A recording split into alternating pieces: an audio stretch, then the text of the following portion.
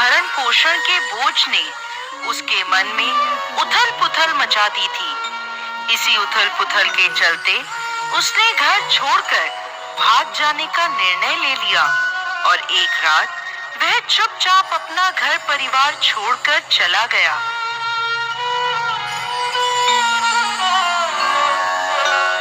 वो रात में बिना किसी मंजिल को निर्धारित किए चला जा रहा था। जब वह एक नदी के किनारे पहुंचा तो उसने देखा वहां भगवान बुद्ध अपने शिष्यों के साथ डेरा डाले हुए हैं। ये देख उसने निर्णय लिया कि वो सन्यासी हो जाएगा और भगवान बुद्ध का शिष्य बनकर उनके साथ ही विचरण करेगा। ये निर्णय लेकर वो भगवान बुद्ध के डेरे में जाकर उनके चरणों में गिर गया और उनसे विनती करने लगा कि वो उसे अपना शिष्य बनाकर अपने साथ ही रख ले।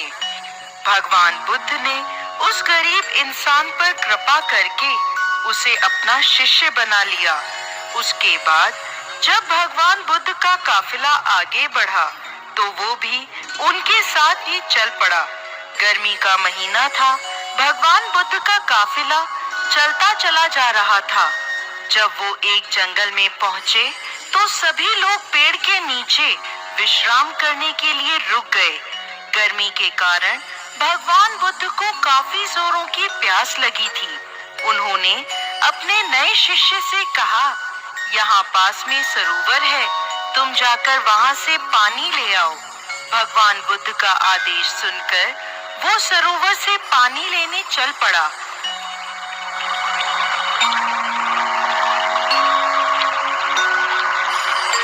जब वह सरोवर के पास पहुंचा तो उसने देखा कुछ जंगली जानवर सरोवर में उधम मचा रहे हैं। परंतु जब वो सरोवर के पास पहुंचा तो सभी जानवर डरकर भाग गए। उस शिष्य ने सरोवर के पास जाकर देखा कि सरोवर का पानी जानवरों के उधम मचाने के कारण काफी गंदा हो गया था।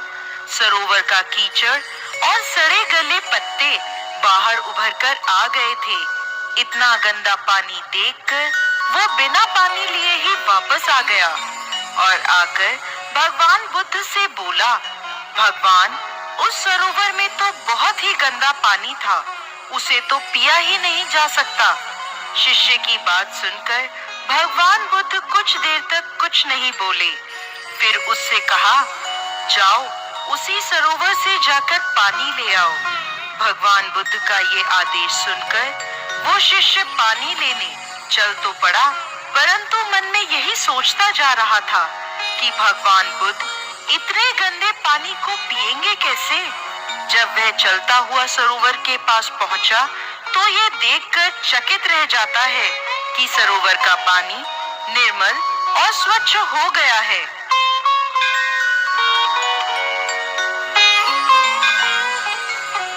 वह पानी लेकर भगवान बुद्ध के पास आता है और उनसे ये प्रश्न करता है कि थोड़ी ही देर में सरोवर का पानी इतना साफ कैसे हो गया।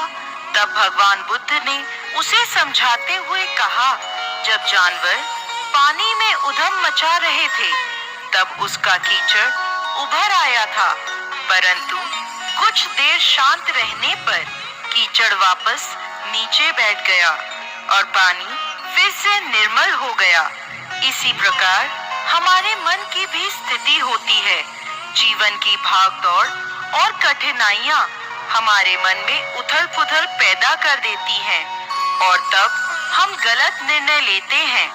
परंतु कोई भी निर्णय लेने से पहले अगर हम अपने चित्त को शांत रखें और धीरज पूर्वक बैठकर सोचें, हमारे मन की वो उथल पुथल भी पानी के कीचड़ की तरह नीचे बैठ जाती है और तब हम जो निर्णय लेते हैं वो हमेशा ही सही होता है। इसलिए बुरे समय में इंसान को कभी भी धीरज नहीं खोना चाहिए। भगवान बुद्ध का ये उपदेश उसके समझ में आ जाता है और जब वो शांति से बैठकर सोचता है तो उसे ये आभास हो जाता है कि उसने घर छोड़कर गलत निर्णय लिया था और वो भगवान बुद्ध से आज्ञा लेकर अपने घर वापस चला जाता है। तो दोस्तों, कैसी लगी आपको आज की हमारी ये कहानी? हमें कमेंट बॉक्स में लिखकर जरूर भेजिएगा और साथ ही साथ हमारे इस चैनल को सब्सक्राइब जरूर करें।